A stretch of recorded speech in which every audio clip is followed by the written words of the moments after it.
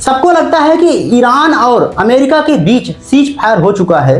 युद्ध जो है लगभग 14 दिन के लिए खत्म हो चुका है, लेकिन इसी बीच खबर निकलकर सामने आ रही है कि ईरान ने पूरी तरीके से अपने आप को परमाणु शक्ति संपन्न देश बना लिया है और परमाणु परीक्षण कर लिया है। तो सवाल यह है कि आखिर इस बात में कितनी सच्चाई है और ईरान इस प्रकार के अंजाम कैसे दे पाया। आइए एक एक करके देखने की कोशिश करते हैं। दोस्तों, जैसा कि शायद आपको पता होगा कि तेल अवीव यहाँ पर एक इलाका है और यहाँ पर बड़े पैमाने पर जो है अटैक किया जा रहा है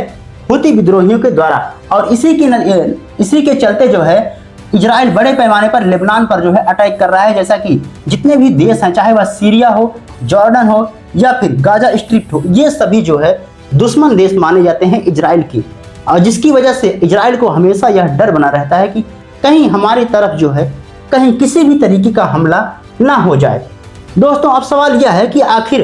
ईरान कैसे जो है परमाणु परीक्षण कर पाया, इस बात में कितनी सच्चाई है। आइए एक एक करके देखने की और ज़्यादा डिटेल में कोशिश करते हैं, लेकिन उससे पहले जान लेते हैं कि लेबनान पर जिस प्रकार से इजराइल ने अटैक किया था उसमें कितने लोगों की जानें अभी तक गई हैं। दोस्तों, जैसा कि 8 अप्रैल तक जो अभी तक रिपोर्ट आई थी उसके अनुसार लगभग 250 से ज़्यादा लोगों की मौत हो चुकी है और 1500 से ज़्यादा लोग जो है विस्थापित हुए हैं, मतलब वो जगह छोड़कर कहीं दूसरी जगह पर जाकर शिफ्ट हुए हैं। इसके अलावा आप देख सकते हैं कि किस प्रकार से जो है वहाँ पर बड़े पैमाने पर अटैक देखने को मिला था, जिसकी वजह से वहाँ की सारी बिल्डिंगें जो है तबाह हो गई हैं। हालांकि अभी तक आपको पता हो गया होगा कि अमेरिका और ईरान के बीच में सीज फायर हो चुका है और इसमें पाकिस्तान ने बहुत बड़ी भूमिका निभाई है।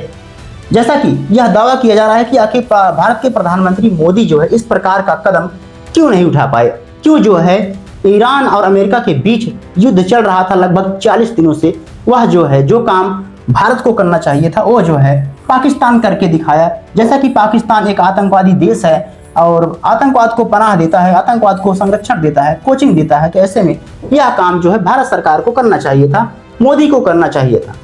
इसी बीच यह खबर निकल कर आ रही है कि जो है ईरान इसी बीच जो है परमाणु परीक्षण कर लेता है, जो कि अपने आप में चौंकाने वाला है। इसके अलावा दोस्तों, आप सभी को पता होगा कि यहाँ पर ये पॉइंट है स्ट्रेट ऑफ हॉर्मुज और यहाँ से गुजरने वाले सभी शिपों को जो है टारगेट किया गया था, और जब से जो है सीज फायर हुआ है तो ईरान ने यह जो है अपने सदन में पारित कर दिया है कि हम यहाँ से गुजरने वाले सभी शिपों पर जो है टोल टैक्स वसूलेंगे, और जो 20% हिस्सा व्यापार का होता था वह पूरी तरीके से ठप पड़ गया था। लेकिन अब यह कहा जा रहा है कि ईरान जितने भी यहाँ से शिप गुजरेंगे वहाँ पर $1 प्रति बैरल जो है टोल टैक्स वसूलेगा।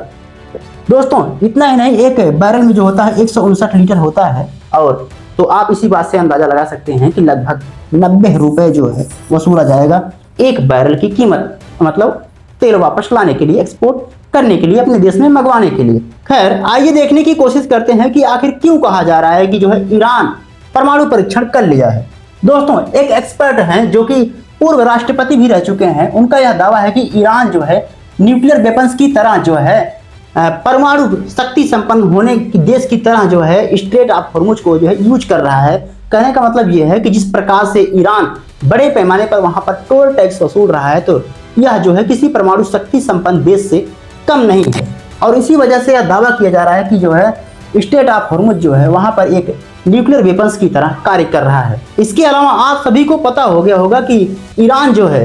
डॉलर में जो है टोल टैक्स नहीं वसूलने जा रहा है, बल्कि एक करेंसी है जो आभासी मुद्रा जिसको कहा जाता है, वह जो है बिटकॉइन है, वह जो है एक क्रिप्टो करेंसी मानी जाती है, और उसी में जो है टोल टैक्स आपको देना पड़ेगा। यह जो है बिटकॉइन है, और डॉलर पर से डिपेंडेंसी यानी कि अमेरिका पर से निर्भरता जो है पूरी तरीके से कम करने के लिए ऐसा कदम ईरान के द्वारा उठाया गया है, ताकि ईरान पर हम डिपेंड ना हो आने वाले समय में, क्योंकि अमेरिका का कुछ कहना नहीं है, वह कभी भी अपनी नीतियां बदल सकता है ईरान को लेकर, कभी भी ईरान पर अटैक कर सकता है दोबारा, उसकी बातों का भरोसा नहीं किया जा सकता, ऐसा ईरान कह रहा है। हालांकि इसके अलावा जब से सीज फायर हुआ है तो कई बार जो है सीज फायर का उल्लंघन देखा गया है, और ईरान के द्वारा कुवैत और यूएई पर बड़े पैमाने पर अटैक किया गया था, क्योंकि इजराइल भी लेबनान पर अटैक कर रहा था, और ईरान का यह कहना था कि इजराइल किसी भी तरीके से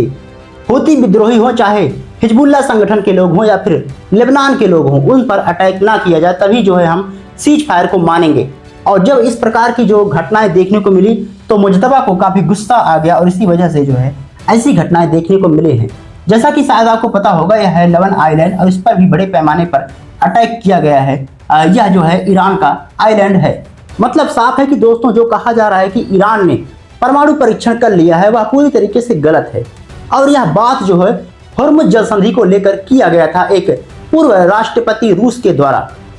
बाकी दोस्तों आपको क्या लगता है कि ईरान को परमाणु परीक्षण करते रहना चाहिए? कमेंट बॉक्स में अपनी राय जरूर बताइएगा। मिलते हैं अगली वीडियो में, तब तक के लिए जय हिंद, जय भारत।